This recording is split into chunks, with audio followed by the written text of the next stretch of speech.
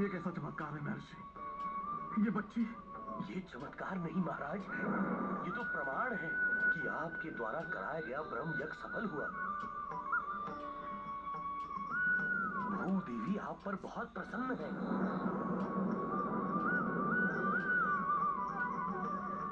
इस कन्या का विधिवत पालन कीजिए। ये आप ही की पुत्री है जो अलौकिक है।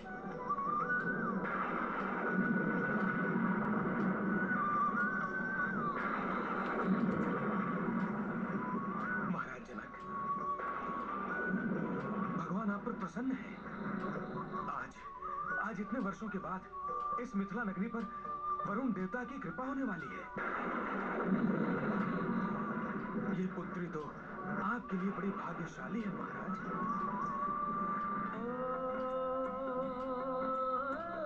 दशरथ सुत बन राम पधारे, जनक नंदिनी जनक के द्वारे। मिथिला में लक्ष्मी अवध में नाथ, देखे अब तब वो एक साथ।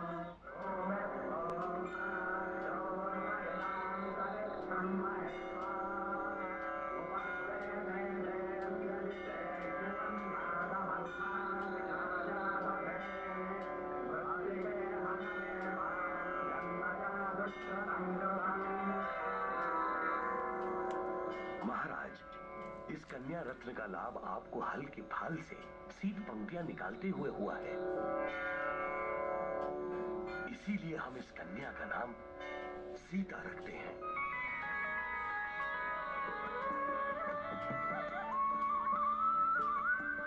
सीता, सीता।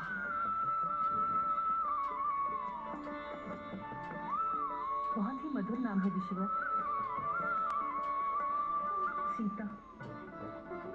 सीता सौंदर्य की मूर्ति और ऐश्वर्य की प्रतिमा है। ये जहाँ जहाँ भी जाएगी वहाँ वहाँ की भूमि सुजलाम सुफलाम होगी। ब्रह्म ऋषि, ये तो इसने प्रमाणित कर दिया है। सीता के जन्म के बाद मिथिला में मानो हरित क्रांति हुई। इस वर्ष मिथिला धन धान्य से भरपूर होगी। हमारी बेटी शुभ है। बेटियां शुभ ही होती है महारानी। वो जहाँ भी जाती हैं शुभ अपने साथ ले जाती हैं। सिय भगवती रुदन करे से, कोई अबोध बालिका जैसे। माँ जब आकर करे दुलार, तब सूखे आंसू की धार।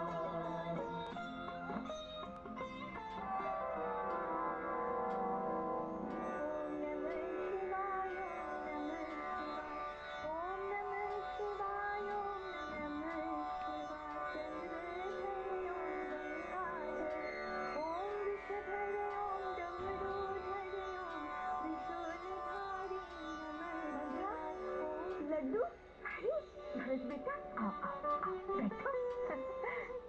ये सब मैं तुम्हारे लिए बना रही हूँ। मैं जानती हूँ तुम्हें लड्डू बहुत पसंद है ना। लो बेटा लो, खाओ बेटा खाओ। लेकिन लड्डू तो राम भैया को भी पसंद है। उसका तो नाम मत लेना। तुम खाओ। राम भैया के खाने से पहले मैं कभी नहीं खाता।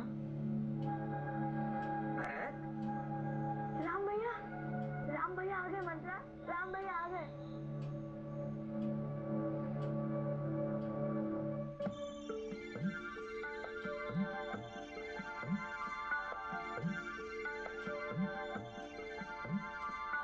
मीठी खुशबू आ रही है।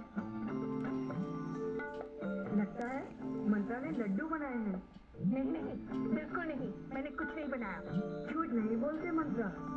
पीछे क्या छिपाया? कुछ नहीं, दिखाओ ना। कुछ नहीं कुछ नहीं कुछ नहीं, दिखाओ दिखाओ ना। कुछ नहीं दिखाओ ना। हमें बताती तो है मंत्रा। कुछ नहीं खाइए ना राम भैया, मंत्रा ने लड्डू बनाए हैं।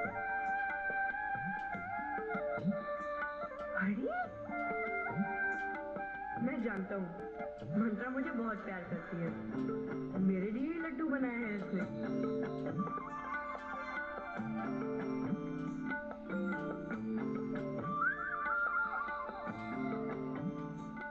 मंत्रा, लड्डू बहुत मीठे हैं, बिल्कुल तुम्हारी तरह।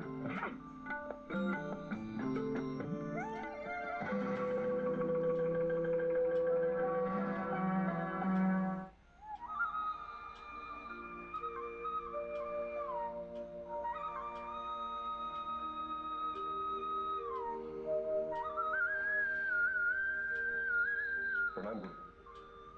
आयुष्मान भव, यशस्वी भव। विराजे गुरुदेव। कहिए गुरुदेव, मेरे लिए क्या आज्ञा है? राजन, कदाचित आप भूल गए हैं, इसलिए मैं स्वयं आपको यह स्मरण कराने आया हूं कि राजकुमार अब उपनयन संस्कार के योग्य हो गए हैं। तो गुरुदेव, जब आप ठीक समझे, उपनयन यज्ञोपवीत कर दीजिए। महारानी कौशल्या, उपनयन संस्कार के बाद उन्हें गुरुकुल भेजना होगा।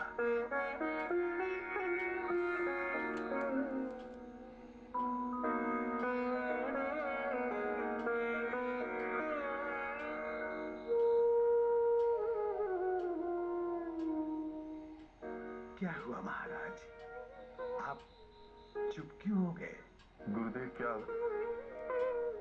राजकुमारों को गुरुकुल भेजना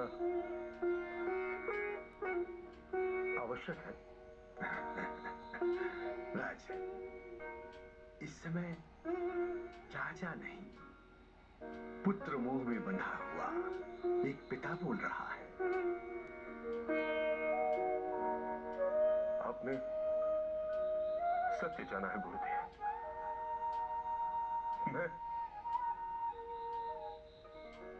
मैं अपने राम के बिना नहीं रह सकता गुरुदेव। आप ही बताइए गुरुदेव, क्या प्राणों के बिना शरीर रह सकता है? महाराज, क्या आप राजकुमारों को शिक्षा नहीं देना चाहते? ऐसा नहीं है गुरुदेव, शिक्षा तो अवश्य देना चाहता हूं, किंतु राजकुमार राजभवन में रहकर भी तो शिक्षा प्राप्त कर सकते हैं।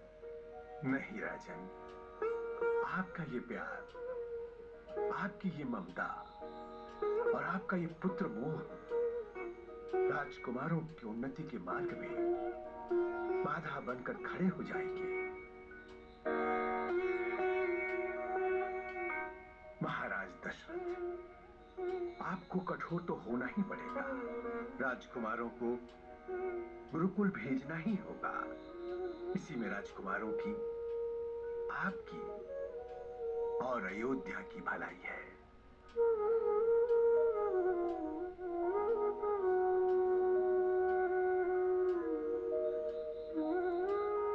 राजन, मैंने उपनयन संस्कार का मुहूर्त निकाल लिया है। आज से ठीक 7 दिन के पश्चात मैं राजकुमारों को गुरुकुल ले जाऊंगा।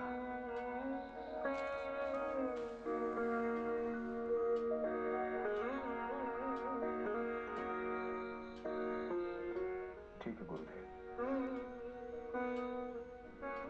जैसा आप उचित समझे।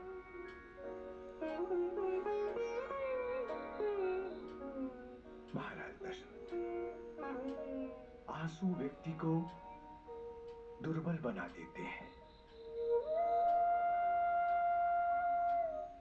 एक आदर्श माता पिता को अपने हृदय में उत्पन्न होने वाली उन भावनाओं का दमन कर देना चाहिए जो बच्चों की उन्नति के मार्ग में बाधा बन रही हो।